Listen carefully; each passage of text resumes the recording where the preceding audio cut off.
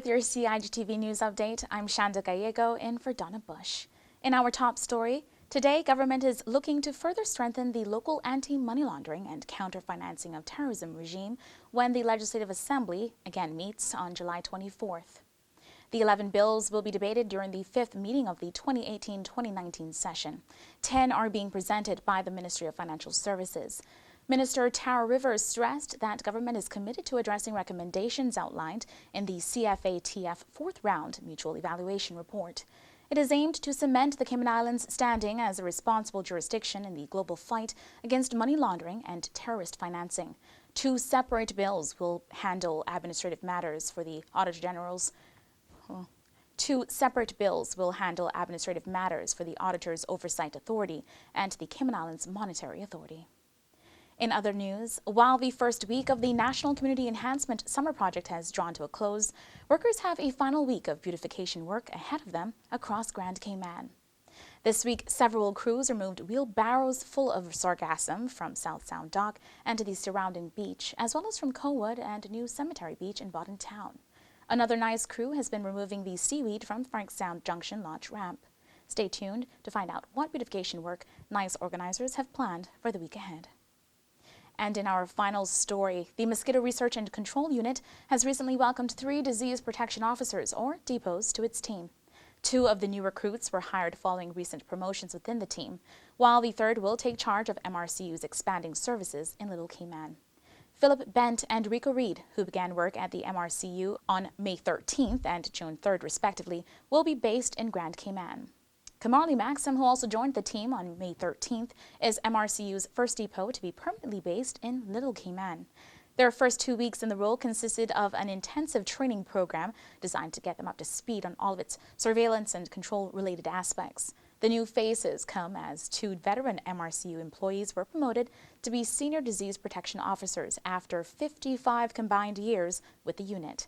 Marcus Grizel started with the MRCU in 1987, and Leonardo Rodriguez started in 1995. That is your latest news. As always, if you missed today's news update, you can get all the details on our Facebook and YouTube pages. And of course, do not forget to tune into Radio Cayman's For the Record and Talk Today shows, which are always packed full of exciting guests. I'm Shanda Gallego. Thanks for watching.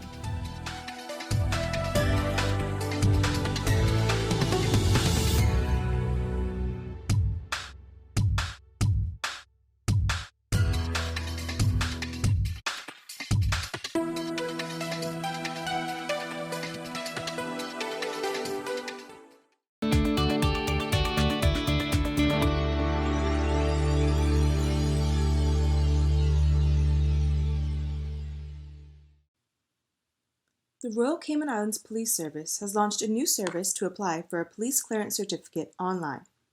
To make this process quick and easy, ensure you have digital copies of all required documents readily available. At a minimum, you'll need a copy of your passport photo page. Our website lists the full requirements.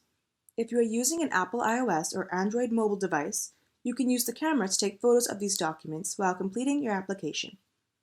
After you have read the instructions and are ready to start, type in the alphanumeric string from the CAPTCHA image and click the green button that says Start Application. If you can't read the letters and numbers properly, click Can't Read Image below the photo to try again. To complete your application, you will follow 5 simple steps. These are shown at the top of each page, and the blue circle will always show where you are right now. Enter the requested data in each field. All fields marked with an asterisk are required.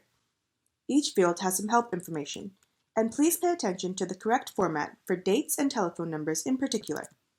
When selecting your birthday, you can also use the calendar feature. If a field has a drop-down list, you can scroll through alphabetically or start typing to find the correct option.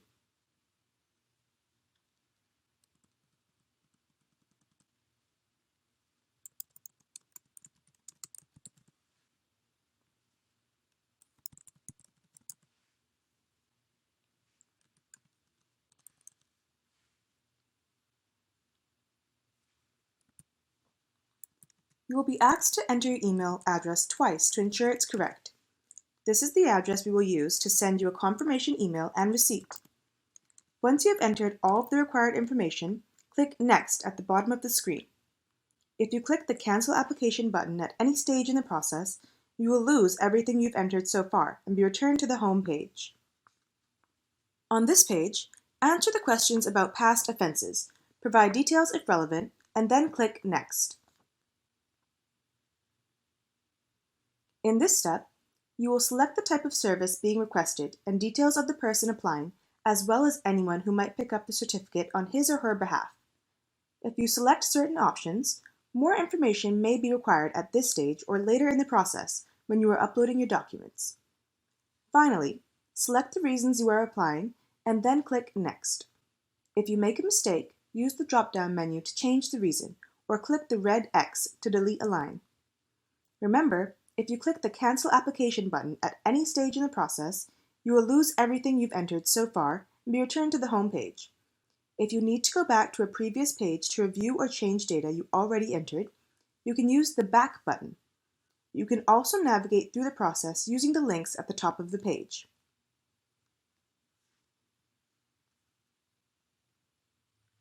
On this page, you will be asked for the relevant digital documents to support your application.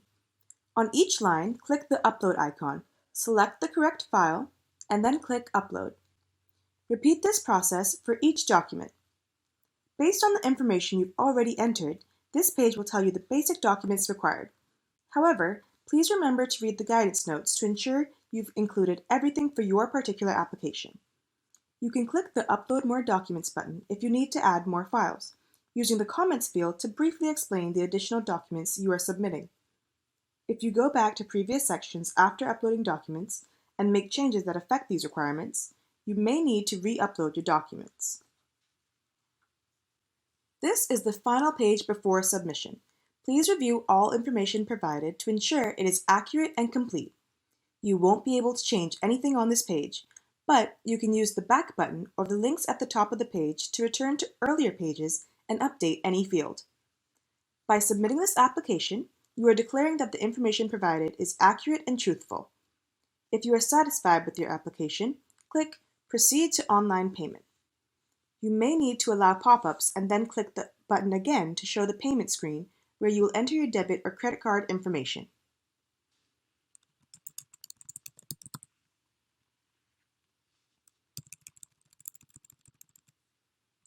The Cayman Islands government accepts Visa and MasterCard, and you can use a debit or credit card issued anywhere in the world.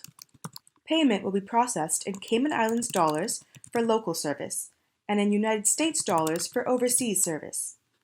If you have questions about any exchange rate that will be used, or foreign currency transaction fees, please contact the bank that issued your card.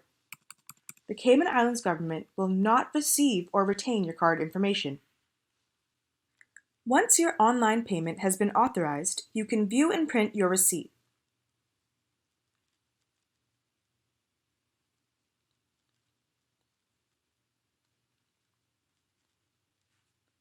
Click Continue to return to our webpage for details on pickup date and time. If there is an issue with your application and we have to contact you for more information, your application may be delayed. You will also receive a confirmation email with this information and your official receipt. Please remember to bring your passport for identification when you collect your certificate from the Criminal Records Office.